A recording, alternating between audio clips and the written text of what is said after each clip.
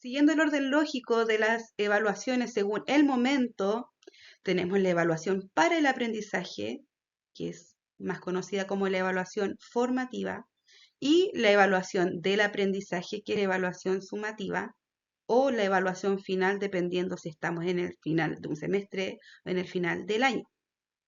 Ambas son indispensables, al igual que la evaluación diagnóstica, pero la evaluación diagnóstica se da una vez en el año y la evaluación para el aprendizaje se da todo el año, al igual que la sumativa. Solamente que la evaluación sumativa o la evaluación del aprendizaje tiene momentos clave que son los que generalmente nos generan más estrés, más trabajo y más preocupación. ¿Por qué más trabajo, más estrés? Porque generalmente nos saltamos la evaluación formativa y dejamos solamente la evaluación sumativa, y esto repercute en que tengamos que ver todo lo que no vimos durante el semestre en una prueba o en una experiencia de aprendizaje o en una semana de trabajo. Entonces, la evaluación para el aprendizaje es sumamente fundamental durante nuestro año y es fundamental para tu bienestar emocional, físico, mental, y no te sobrecargues al momento de la evaluación sumativa o la evaluación del aprendizaje. Y ahora vamos a ver cuáles son las grandes diferencias entre ambas. La evaluación para el aprendizaje o la evaluación formativa es la que está centrada en el avance del párvulo, en el progreso de nuestros niños y niñas, en cómo van avanzando, qué van aprendiendo y cómo va madurando su proceso cognitivo, físico y emocional. La evaluación para el aprendizaje o formativa es esta evaluación que realizamos de manera continua. Esta es la evaluación continua. ¿Cuándo? Durante todo el proceso de enseñanza-aprendizaje. ¿Para qué? Para que podamos identificar cuáles son las áreas de mejora. Ojo, aquí mismo en la diapositiva dice, durante el proceso de enseñanza-aprendizaje. No solo del proceso de aprendizaje. La enseñanza la hacemos nosotras. El aprendizaje lo hacen los niños y niñas. Entonces, este momento es para evaluar no solo si los niños están aprendiendo, sino que si nuestras estrategias son pertinentes y oportunas para nuestros niños y niñas, si les están permitiendo aprender o no, si yo estoy replicando la misma estrategia desde que trabajo hace 10 años en educación, ¿me sigue funcionando? Tal vez la tengo tan incorporada que sí me funciona, pero tal vez hay alguna otra área que no se está ajustando a las características de los niños y niñas de hoy. Entonces, eso es lo que tenemos que revisar. No solamente se trata de revisar si es que se están logrando o no los objetivos de aprendizaje, sino que si nosotros estamos logrando traspasar las enseñanzas de manera integral. Recordemos que nosotros trabajamos bajo los 8 principios pedagógicos de las bases curriculares. Entonces, no estamos simplemente condicionadas a que los niños adquieran objetivos, sino que adquieran actitudes. Y esas tienen que estar presentes en todo momento. Por eso la evaluación formativa es continua. Tal vez no vas a evaluar cada una de tus experiencias, pero sí puedes evaluarlas todas a través de un instrumento. Pero eso lo vamos a ver más adelante. Lo importante es que sepamos que la evaluación formativa o la evaluación para el aprendizaje está centrada en el avance de nuestros niños. ¿Qué pasa si yo evalúo solamente para ver si se adquirió el aprendizaje? Yo me voy a perder la oportunidad de aprovechar mejor el tiempo, de darme cuenta de mis falencias o de qué carencias hay por parte del equipo, si tal vez falta un poco más de cohesión, si necesitamos apoyo de las familias, si es que algo no se está logrando en sala porque quizás falta un poquito más de refuerzo en casa, o si quizás los papás están trabajando con otras estrategias que se contraponen a lo que hacemos en el aula. Todo eso tenemos que verlo antes de que llegue la evaluación sumativa, la evaluación final de semestre o de año, porque ahí nos damos cuenta que nos faltan un montón de aprendizajes que lograr y es simplemente porque no nos tomamos el tiempo de revisar cómo va el proceso, cómo van las estrategias, cómo estamos trabajando con los contextos para el aprendizaje, algo tan importante que me gusta mucho de la unidad 3 de las bases curriculares. Súper fundamental para que podamos nosotros autoevaluar lo que estamos haciendo. Y acá tenemos la contraparte, pero no sé, no es como que sea versus, yo le pongo versus para despertar la curiosidad, pero no es que sea la una o la otra, deben ir juntas. Y es la evaluación del aprendizaje, es la evaluación sumativa. Está centrada en el logro, está centrada en si el niño lo logró o no. Y en la anterior veíamos que está centrada en si el niño está avanzando, porque sabemos que cada uno tiene un ritmo diferente. Pero acá en la evaluación del aprendizaje nos centramos en ver si se logró o no el desempeño esperado. Y el desempeño esperado está enfocado en los objetivos de aprendizaje de los núcleos y de los ámbitos. ¿Cierto? La evaluación del aprendizaje o evaluación sumativa se centra en medir cuánto han aprendido los chicos al final de un periodo para determinar el logro o el no logro de los objetivos. Y es necesaria para que nosotros podamos realizar nuestros informes institucionales, para que podamos informar a las familias, para que podamos revisar qué es lo que va a haber que reforzar en el siguiente ciclo, pero no es el único fin, no es la única forma para evaluar, no es lo único que tenemos que hacer, es una sola en el semestre o dos en el año, pero no podemos siempre estar centradas en si el niño aprendió solamente un desempeño. El hecho de que yo lo vea que es capaz de recortar por el contorno o de que es capaz de escribir una palabra no representa más allá si yo no hice una evaluación continua. Por eso la evaluación sumativa es importante, pero la evaluación para el aprendizaje no puede faltar, no podemos solamente evaluar al final, no podemos, por una cosa de principios. No podemos, colegas, y es importante que lo sepan, sobre todo las colegas que trabajan de forma más escolarizada, donde se nos exige tremendos informes, donde se nos exige a veces aplicar pruebas de conocimiento, pero no puede ser tu única estrategia. Tienen que sí o sí ir de la mano con la evaluación formativa. Bueno, de todas maneras, mencionar que no estoy peleada para nada con la evaluación final, simplemente siempre trato de orientar a mis colegas y a mis estudiantes a mirarla como lo que es, una parte importantísima, pero no es la única. Y es por eso, porque la evaluación final tiene un propósito en particular, que es evaluar el nivel de dominio de los OA por parte de nuestros niños y niñas al finalizar un ciclo. Una vez que nosotros trabajamos de manera súper equilibrada la evaluación diagnóstica, la evaluación formativa, que es la para el aprendizaje, y la evaluación sumativa, que es la evaluación final, ¿cierto? Igual al final del ciclo nos va a permitir varias cosas. Nos da la oportunidad de revisar e identificar fortalezas de nuestras estrategias, todo lo que hicimos bien, porque no solo es crítica, colega, no solamente es sentir culpa por no haber implementado ese rincón de aprendizaje que tenías pensado todo el año y no lo hiciste. No, es para identificar las cosas que sí hicimos bien, las cosas que logramos en conjunto con nuestros niños y niñas, y también ver si la selección de los OA y OAD fue efectiva. ¿Cómo más podemos trabajar colaborativamente con los estamentos, ¿cierto? Tanto con la familia como con la comunidad interna y externa.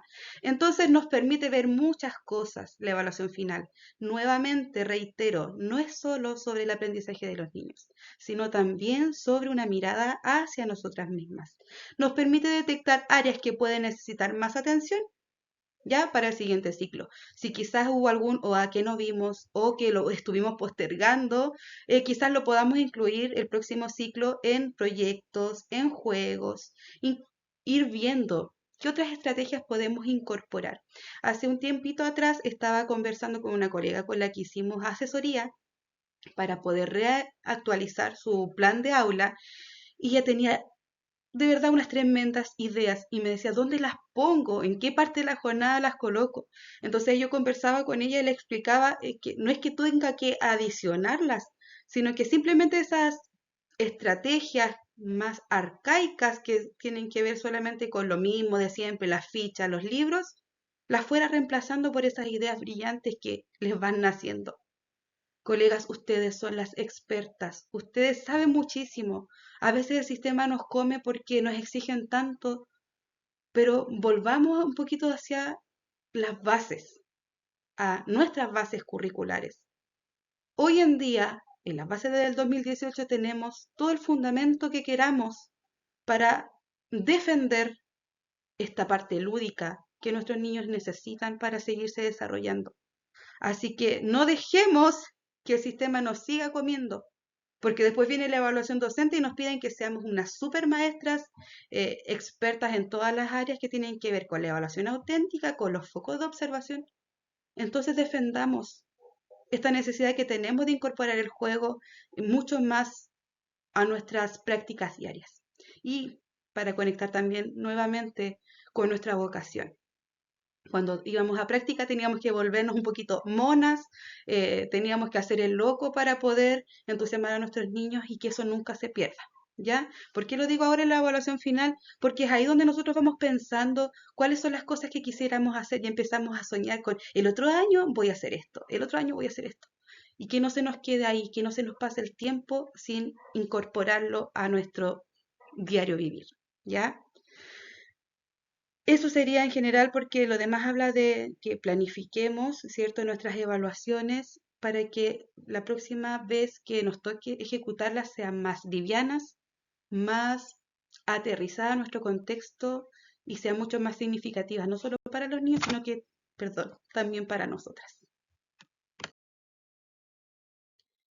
¿Cómo podemos hacerlo para simplificar este momento que muchas veces es bastante arduo y desgastante? Esta diapositiva va más bien enfocada a las docentes de colegios, de escuelas, porque yo sé que en jardín y en sala cuna es mucho más holístico, más integrado y se trabaja bastante con bitácoras, con registros de observación, etcétera. Pero en educación parvularia, niveles transición, es un poco difícil a veces lograr que las colegas salgan de esta excesiva estructuración de las evaluaciones, ¿ya? Son necesarias, pero muchas veces están planteadas simplemente como la ficha, la guía, las pruebas y que sabemos que están diseñadas para medir, pero el conocimiento, ya en diferentes áreas del aprendizaje, pero es como la parte conceptual, los conocimientos.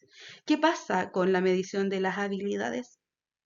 Entonces, aquí quiero decirles lo importante que es considerar diversificar la típica prueba en diferentes soportes, ya que evalúen lo mismo. Por ejemplo, si en la prueba vamos a evaluar escritura del nombre, ocupemos mejor para escribir el nombre la pizarra acrílica o algún tablerito de estos que nosotros hacemos en sala para que ellos puedan escribir. Entonces, ¿va a escribir el niño igual? Sí, pero le estamos quitando este estrés de la prueba, tanto para ellos como para nosotros. Entonces, dentro de un bloque diario podemos evaluar hartas cosas igual que estarían en la prueba, pero de manera más lúdica y más enriquecedora para ellos. Podemos utilizar las láminas, podemos utilizar figuras geométricas en volumen, bueno, en este caso sería cuerpos geométricos, pero hay figuras geométricas que son de madera, donde el niño tiene que tocar, tiene que estar en contacto con algo diferente a una hoja de papel. Tenemos los juegos de área, los juegos de rincones, los juegos de roles, tenemos tantas cosas que podemos hacer. Entonces, no digo que hay que eliminar la ficha, pero sí podemos complementarla y hacemos que nuestros niños disfruten más y también nosotros podemos disfrutar más del proceso. Después recopilamos aquello con lo que los niños trabajaron y rápidamente traspasamos la información observada a un soporte de nosotras o un instrumento de evaluación que nos permita registrar lo observado. En este momento tú quizás estás pensando, esta mujer está loca. No, yo estoy acostumbrada a trabajar con la prueba porque la prueba es mucho más precisa, la prueba me da mucha información y es rápida. No es tan rápida y no me da tanta información si es que las personas que evalúan son más de una. Porque pasa y sucede mucho que una persona puede evaluar con un criterio y otra con otro criterio y una puede ayudar al párvulo incluso sin darse cuenta, mientras que la otra colega es más estricta. Entonces, si nosotros queremos diversificar la evaluación y hacerlo en diferentes soportes, saliéndonos un poco del marco de lo reglamentario, de lo obligatorio, tenemos que asumir en primer lugar que no es rápido, Por eso es que nosotros vamos a tener que planificar y disponer de mucho más que un periodo de tiempo, más que un bloque de nuestro día. Vamos a necesitar varios días. También vamos a necesitar quizás para algunas experiencias segmentar en grupos pequeños para que nosotros podamos observar de manera más fácil. A veces simplemente se trata de que observemos menos personas y que vayamos registrando inmediatamente. Eso es importantísimo. ¿Qué otra cosa podemos hacer? Que evaluemos de forma parcial los objetivos de aprendizaje, es decir, que los podamos organizar y planificar en diferentes experiencias para ejecutarse durante, por ejemplo, 1 a 2 semanas. Si tenemos, no sé, en una prueba habitualmente evaluamos 10 objetivos, mejor esos 10 objetivos los vayamos evaluando en 1, 2, 3 semanas, dependiendo mucho del tamaño de tu nivel, de las edades de tus niños y niñas, etcétera.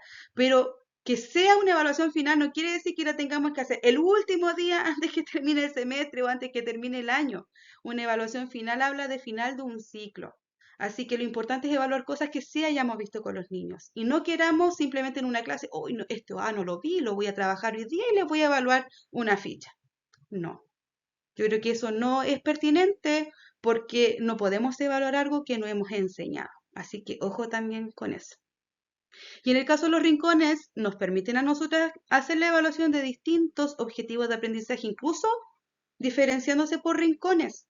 Ya, lo importante es que podamos intencionar y definir bien qué vamos a evaluar en cada rincón de aprendizaje.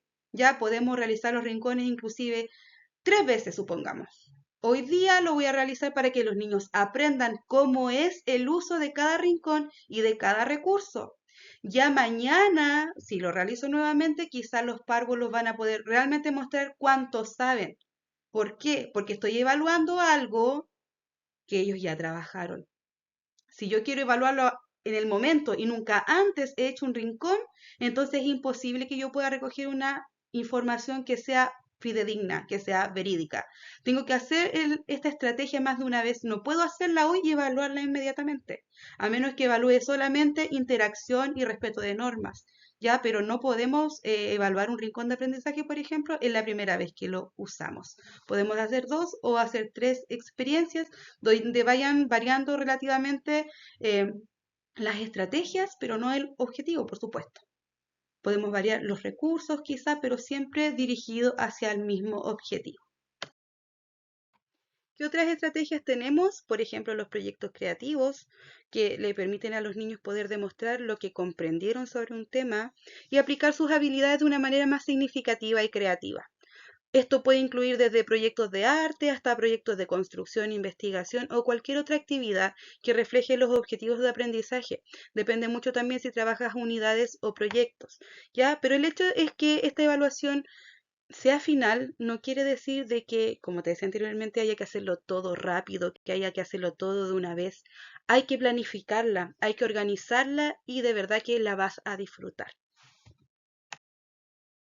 Otro tipo de estrategias que sigue siendo muy activa, participativa y lúdica son las demostraciones, ¿cierto? Que pueden incluir desde presentaciones orales hasta representaciones teatrales, demostraciones de habilidad física, ¿cierto?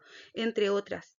Importante, colega, que evalúes algo que ya hayas visto antes. Como te decía en el ejemplo de los rincones.